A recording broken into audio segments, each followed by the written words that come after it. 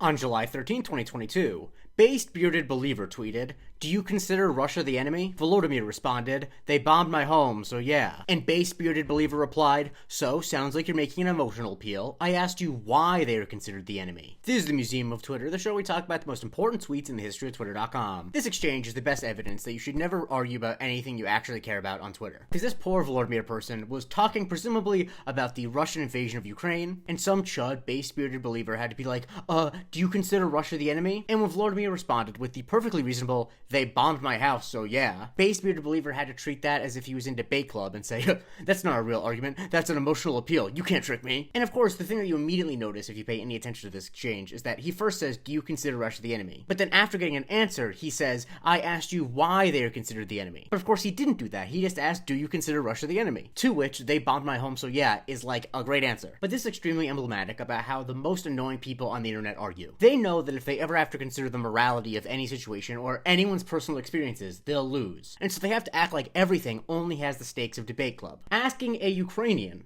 to argue in the abstract why they consider Russia the enemy is ridiculous. You're not going to logic your way into convincing a Ukrainian that the people who are bombing them aren't the bad guys to them. But of course, if you're a guy like this who doesn't care about anything, you think that everything is completely abstract and you're kind of frustrated and you think that people are dumb for not also seeing everything as just abstract. Nothing you're talking about actually matters to you, and so you think that people are small-minded for it mattering to them. And the fact that it matters to them changing the way that they argue, the fact that they use personal experiences, that seems beneath you. But the good thing is, most people recognize this behavior as distasteful. This exchange would not have become popular if people agreed with Based Bearded Believer. But still, the internet is more overrun with these type of people than ever. And since Elon took over Twitter, it's obviously become a much bigger problem. It's why, and this is a little bit of an aside, I'm immediately suspicious of anyone who comes out front and center talking about how they only use facts and logic. Because yeah, facts and logic can maybe help you with a math problem, it can help you maybe with like some structural issues. But in terms of actual problem solving, in terms of making actual determinations about the world, that's just not everything you need. We're human and social creatures,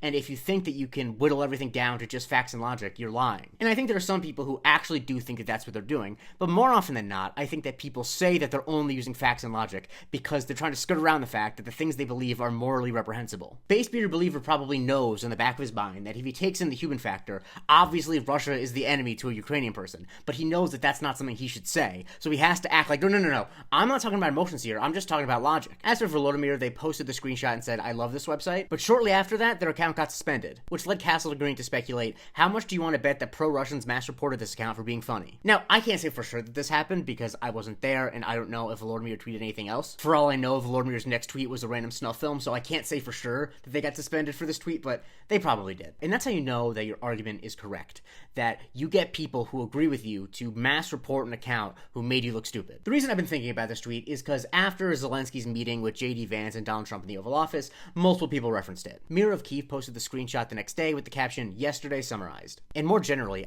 Gil says, "Being a Ukrainian online, summarized." And I understand why this meme has become popular in this context, because I can only imagine how crazy-making it would be to be online as a member of a country that was randomly invaded by its neighbor, and then to have other people be like, no, you have to understand, you're the bad guy. I also think it's notable that Sweet Pringle says, "You guys laugh, but this is generally how half you guys talk about America." And I think that that's true. I think that there's a lot of reflection that Americans can do when it comes to talking about people who are in countries that we have negatively affected. And I'm not saying negatively affected to skirt around the fact that we bomb countries, but I think it goes beyond just countries we bombed. It reminds me of the war on terror level cope of, they hate us because of our freedoms. It's like, no, I think they consider us the enemy because, we bombed them. I'm not trying to make some grand political statement, but I do think that self-reflection is always good. And as Bob's Burgers Urbanist points out, there are other people who have this shtick. Specifically, the guy Coddled Affluent Professional, who's one of the more annoying accounts on Twitter. In this example that she's quoting, he says, "Lib hysterics don't justify a response. Reject the premise," and then goes on to say stuff. I didn't take a full screenshot because I don't care what he has to say. I know I should, I'm the curator of the Museum of Twitter, but I only have so much brain power to do this. And reading a conservative call out logical fallacies is not the way I want to spend any of my time. I hope that Volodymyr is safe. I hope that their family is safe. I have no idea what's going to happen with the future of Ukraine, but I do hope that the history books recognize that Volodymyr is the good guy in this conversation. And that sometimes it's as simple as, "They bombed my home, so yeah." Follow me for a new tweet every day and consider subscribing at patreon.com/Museum of Twitter, where you can vote on what I cover on Subscriber Sundays, and you can see the weekly Museum of Not Twitter.